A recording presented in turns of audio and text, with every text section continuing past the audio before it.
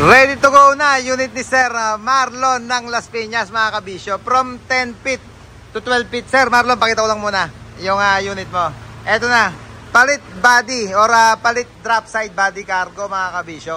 From 10 feet to 12 feet. From pantay molye sa chassis, naka side spring na siya ngayon. Yan, para mas matatag. Humaba siya, pinatatag pa natin. Pati box ng clearance light, binago na natin. Side grill yung dati pa rin. Request ni Sir Marlon. Yung pa rin ang gamitin. Sayang nga naman mga kabisyo. Kaya nagduktong na din tayo. Kung mapansin nyo, meron tayong tatlong step dito. Tungtungan kung akit sila sa taas para hindi madulas mga kabisyo. May checkered plate. Handyan sa gitna yung duktungan. Tinapon na namin yung dating duluhan niya para isang weld lang mga kabisyo. Kinover up lang namin. Tapaludo, bago na rin yan. Mudguard. Yung step sa likod. Taillight. Request ni Sir Marlon. Palitan na rin mga kabisyo. Tatluhan. Signal niya sa gitna. Bossing, pa-hazard mo nga. Pero ano pangalan nun? Hinete mo isa. Lagyan dito si Sir, yung isang driver mo. Aldi. Yan, yung isang... Pre-hazard mo nga. Ano pangalan mo, pre? Ronan. Yan. Ronald. Yan, pa-hazard mo nga. Pakita ko lang yung taillight natin mga kabisyo. Brand new yan. Na valve type. Yan, naka-hazard siya. Pre, cambio atras. Pakita ko lang yung reverse light natin. Yan. Pati backhorn mga kabisyo, all goods na. Nagpakabit na si Sir Marlon para alarm niya.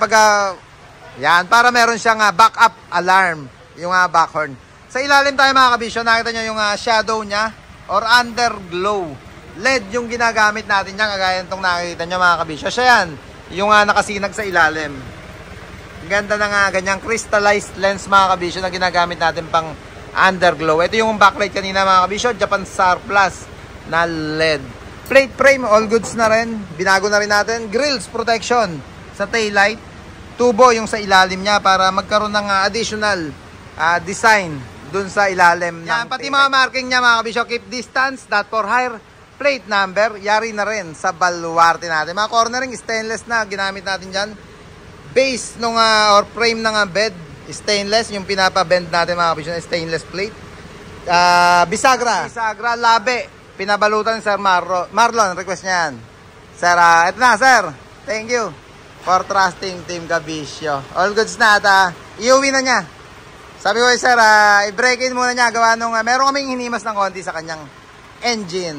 4H G1 mga kabisyo. Sir Marlon, thank you. At ingat pa uwi sa inyong lugar. Saan ulit? Saan ka na uwi? Las Piñas. Si Sir Marlon. Yan, pati yung wiper panel niya, pina-stainless niya mga kabisyo. Stainless to. Hinuhulman natin ng actual dyan mga kabisyo, on the spot. Gawa nung yung chrome na nabibili, alam nyo naman yan, na maraming butas. Gawa nung nakaabang siya sa right hand drive. Ewan ko lang kung mayroon na bili ngayon na wiper panel na original na. Sticker, ito hindi mawala ito. Certified Kabisyo, certified Kabisyo. Certified na hima sa baluarte natin. Unit Sir Marlon ng Las Piñas. Sir, thank you po. Pati plate frame nga pala yan. Nagpa-add na si Sir Marlon.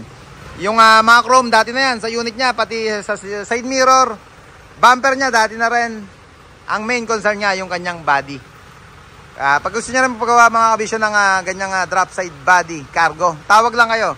So number na naka-plus palagay sa screen natin.